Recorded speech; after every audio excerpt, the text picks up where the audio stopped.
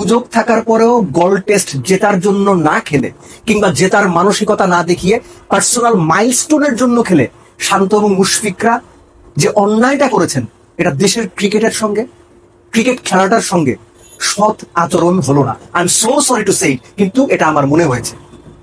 আপনারা যেভাবে টেস্ট ম্যাচটা অ্যাপ্রোচ করলেন, যে তার ন্যূনতম মানসিকতা দেখালেন না, চেষ্টা পর্যন্ত করলেন না। একজন 50-এর জন্য নিজের মাইলস্টোনের জন্য খেলতে গিয়ে রান আউট হলেন, আর আরেকজন জেতার সুযোগটা কোনোভাবে না নিয়ে নিজের 100 করার জন্য সাঙ্গাকারা, দ্রাভিদ, ডি সিলভা, হেইডেনের পাশে নাম তোলার জন্য সেঞ্চুরি করলেন।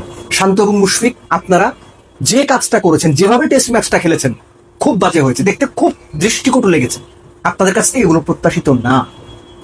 এর সঙ্গে মনে পড়ে যায়, এই আপনাদের কারণেই তো বাংলাদেশের টি-20 বিশ্বকাপে সেমিফাইনাল খেলার সম্ভাবনা তৈরি হওয়া সত্ত্বেও বাংলাদেশ সেই রানটা চেস করতে যায়নি। সেই পলায়নপর মানসিকতা, সেই পিঠ বাঁচানো মানসিকতা, সেই মানে মানে কেটে পড়ার মানসিকতা, এক্স্যাক্টলি সেম জিনিস এই টেস্ট ম্যাচটাতে হলো। অগ্রহণযোগ্য, অনভিপ্রেত, কোনোভাবেই এটা মেনে নেওয়ার সুযোগ নাই। শান্তর এই সেঞ্চুরিটা তার ক্যারিয়ারের সবচেয়ে বাজে সেঞ্চুরি বলে আমার কাছে মনে হয়। শান্তর এই সেঞ্চুরিটা দলের জন্য না, সম্পূর্ণ ব্যক্তি স্বার্থে করা।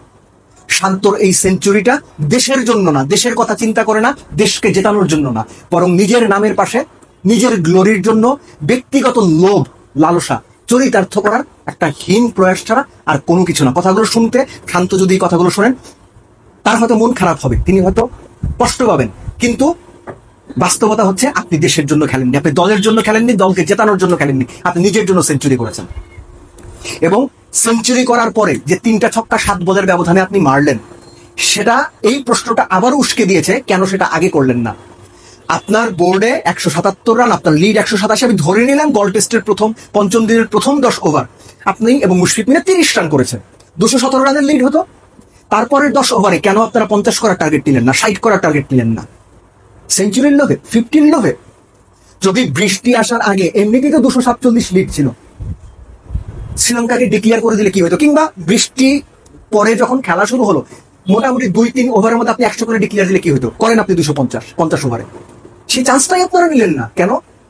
মানে মানে কেটে পড়ার মানসিকতা, ড্র করে সন্তুষ্ট থাকার মানসিকতা, বাজে মানসিকতা, রীতিমতো হীন মানসিকতা, কুৎসিত মানসিকতা।